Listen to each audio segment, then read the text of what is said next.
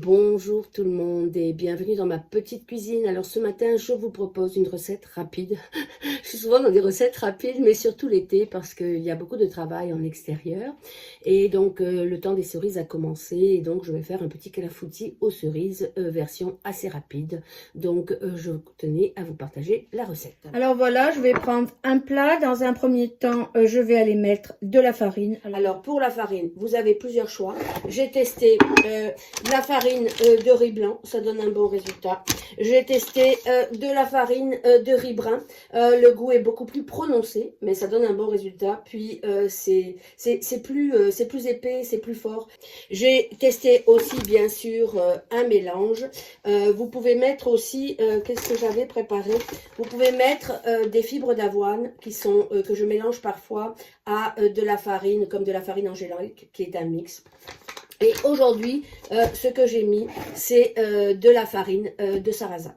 Donc, on va aller prendre ma farine de sarrasin qui est ici. La farine de sarrasin, elle est aussi plus forte en bouche. Bien souvent, elle donne un goût, mais elle est intéressante parce qu'elle donne une belle structure.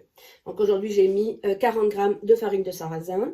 Et ici, j'ai été mettre de la farine d'amande. Alors, en fait, c'est des amandes. Alors, moi, je prends des amandes comme ceci. C'est très, très fin. C'est déjà tout pilé et ça donne un bon résultat.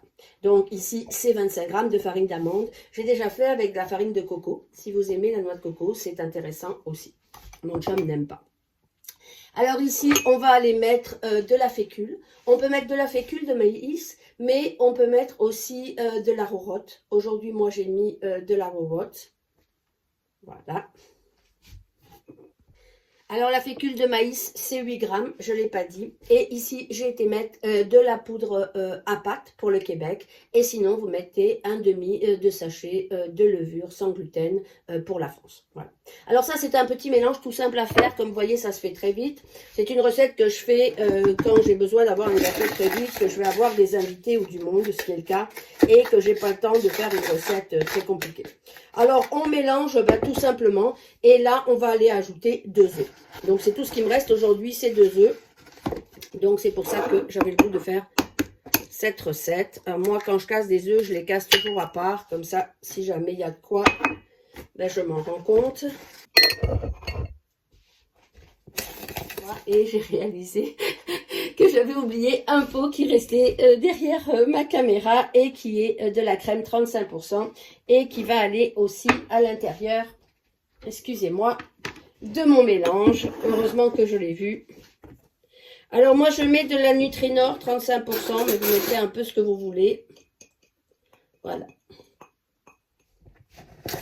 Et là je vais aller remuer tout simplement mon petit mélange.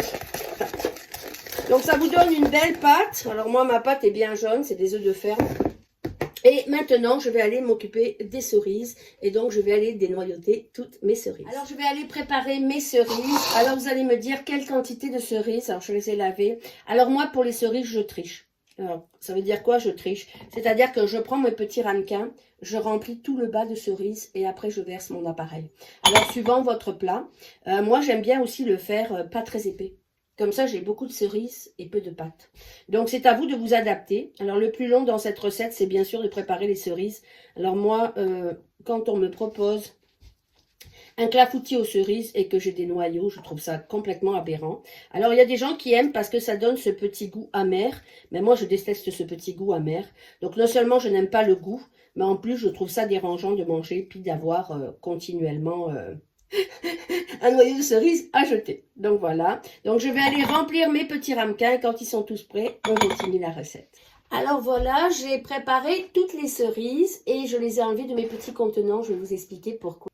Alors ici, c'est une petite astuce, c'est-à-dire que c'est du beurre fondu. Alors ça, c'est une petite astuce que je fais à chaque fois que je fais des tartes, pour avoir un dessous de ma tarte qui soit plus croustillant, plus brillant. Je mets un peu de beurre avec un tout petit peu. Donc, j'ai mis un tout petit peu de beurre et je vais mettre un tout petit peu de cassonade au fond. Voilà. C'est quand même assez simple.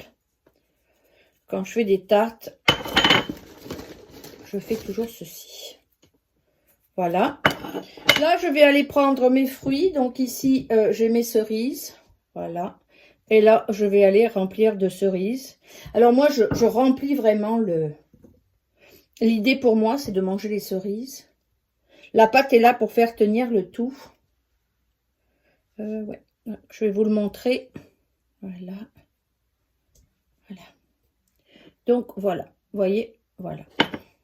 Donc, on ne veut plus voir le plat. On veut voir juste les cerises. Là, je vais aller verser mon appareil dessus. Voilà. Puis, il va aller remplir l'espace. Comme il est quand même assez épais, je vais attendre qu'il dégouline partout. Voilà. Qu'on en veut suffisamment, mais on ne veut pas que ce soit trop épais. Là, je vais en remettre. Moi, j'aime beaucoup la version individuelle parce que ça permet de les emporter dans les boîtes à lunch. Et là, je vais aller en faire 2 autres poires parce que mon conjoint n'aime pas vraiment aux cerises. C'est pas le gros fan de cerises. En général, c'est moi qui les mange toutes. Voilà. Donc, on va faire exactement la même stratégie, mais avec des poires. Alors, les poires, comme d'habitude, je les ai passées dans mon robot qui a comme une lame et qui coupe en petits cubes. Faire très attention à la lame. En général, quand je le défais, j'enlève tout de suite la lame. Voilà. Donc, je vais aller le mettre dans le fond, mes petites poires, de la même façon. Et je vais aller verser mon appareil dessus. Alors, c'est des poires quand même assez fermes. On ne fait pas ça avec des poires qui sont déjà très, très mûres. Voilà. Et donc, la dernière fois, comme vous voyez sur la photo, je l'ai fait avec des raisins. En fait, on pourrait aller le faire avec n'importe quel fruit. Voilà. Et donc là, je vais aller verser aussi mon appareil. Je vais rentrer l'appareil un peu partout. Voilà. Alors, on peut aller remettre des fruits sur le dessus pour décorer. Moi, je mets suffisamment de fruits. Parfois, je fais une fleur au centre. Je fais un dessin. Une fleur. De la même façon, avec la poire, on pourrait la découper pour faire une fleur. Voilà. Donc, je vais vous mettre la photo sur le côté. Je vais faire la même chose avec le raisin. Et là, ça va partir pour 20 minutes au four à 350. Alors voilà, les clafoutis sont terminés et ils ont cuit 20 minutes à 400 degrés Fahrenheit. Vous pourriez les cuire un peu moins. Moi, je vous conseille de les regarder. Des fois, c'est 23 minutes, des fois, c'est 25 minutes. Mon four à Montréal et mon four au chalet ne donnent pas les mêmes temps. Donc, je préfère toujours observer le produit pour savoir quand il est prêt. Alors, je vais vous montrer ce que ça a donné. Alors, finalement, j'ai décidé de remplir tout le dessus. Bien que j'avais fait un dessin, j'ai décidé de remplir tout le dessus. Alors les voilà. Ils sont encore chauds, ils sortent à peine. Donc ça, c'est cerise. Et ici, nous avons poire. Et on peut le démouler par la suite. On va en manger souvent une demi. Puis je vais pouvoir les intégrer dans les boîtes à lunch. Ou sinon, on peut les manger à 4 heures. Là, on va en manger un entier et on va le manger à la cuillère. Voilà, je vous dis à la prochaine fois. J'espère que vous avez aimé cette recette sans gluten. Vous pouvez la faire avec de nombreux fruits. J'ai essayé bleuet, j'ai essayé raisin, j'ai essayé poire, cerise. Donc, à vous de voir pour la suite. À la prochaine fois. Au revoir.